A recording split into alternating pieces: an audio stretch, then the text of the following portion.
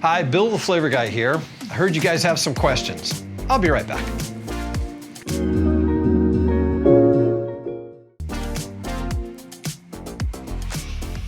And I'm back.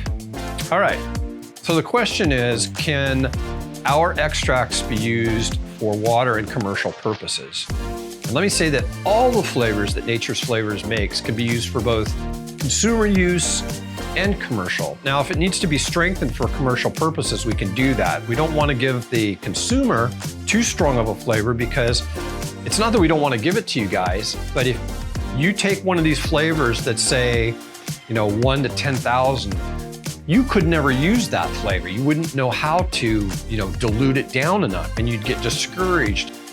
So the flavors that are used in the commercial side of the business are strengthened so that they don't need to buy huge amounts of it. These are very concentrated flavors.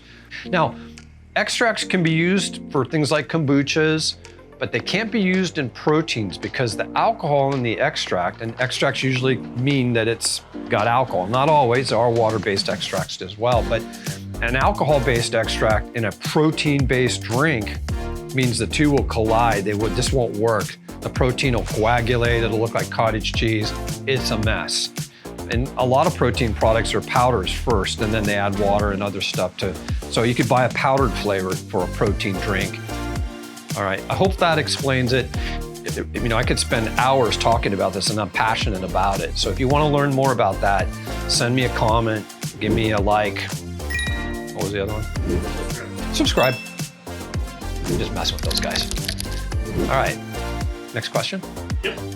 Next question is about using flavor to make meringues. And meringues, as the person who asked the question commented, they're cooked at low temperature for long durations. I've made these flavors called high heat flavor emulsions. Those are emulsions that are made to go through high heat, short duration, but if you put them in low heat, long duration, they're gonna do even better. Now, any flavor concentrate will work in a heated application. It's just they're not gonna last as long if it's a high heat. But you could use a regular flavor concentrate in a meringue. You could add more, but that's experimenting. That means you gotta make some meringue cookies and you gotta let it go through the process, and then you gotta get a feel for that. Even me working in flavors my entire life, sometimes I have to make things 2 or 3, sometimes 4 or 5 times to get it just right. So be prepared. It takes time. That's not science, that's art. That's a craft, that's being a chef.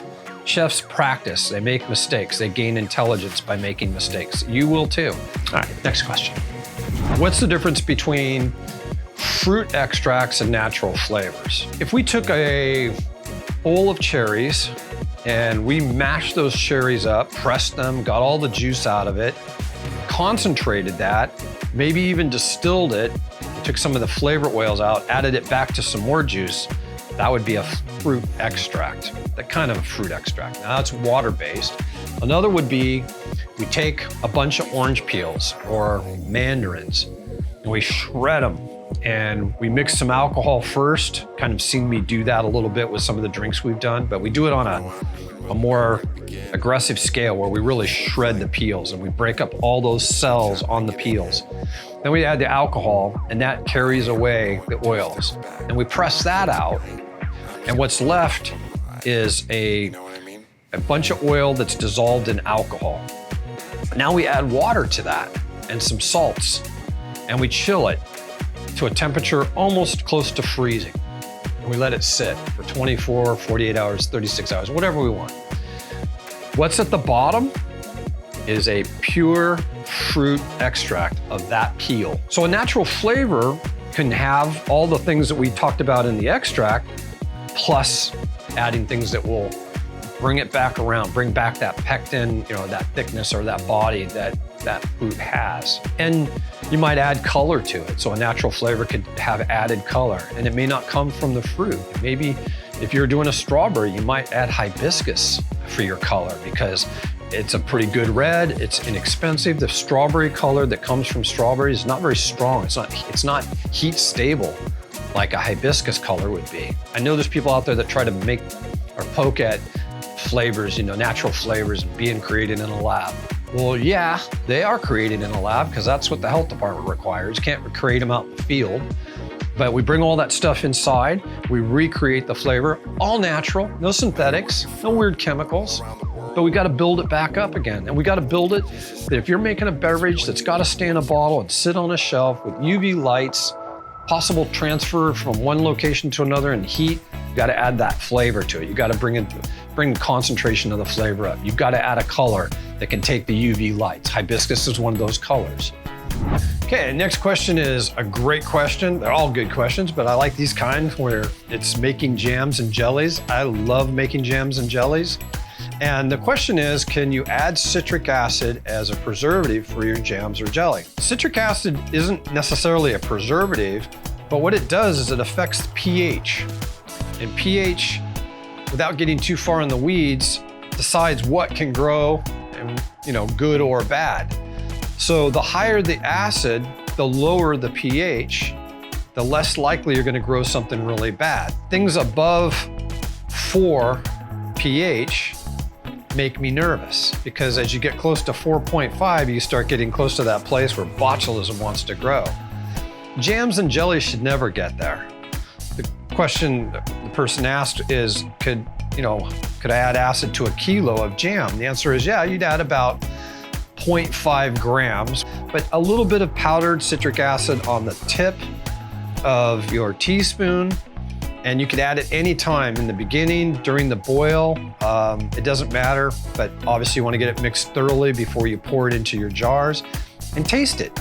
And then buy some pH strips. Those little papers, you can buy them at pretty much hobby places, or I think some grocery stores carry them. I would get those pH strips to make sure your pH is below 4.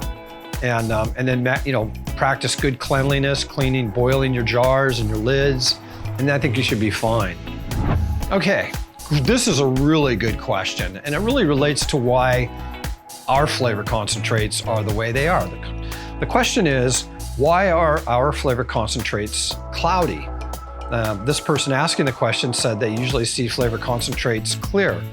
That usually isn't a flavor concentrate if it's clear. I mean, it can be, probably a vanilla, but the way a flavor concentrate is made is you take the oils of the flavor that are oil soluble, and now we need to get them water soluble.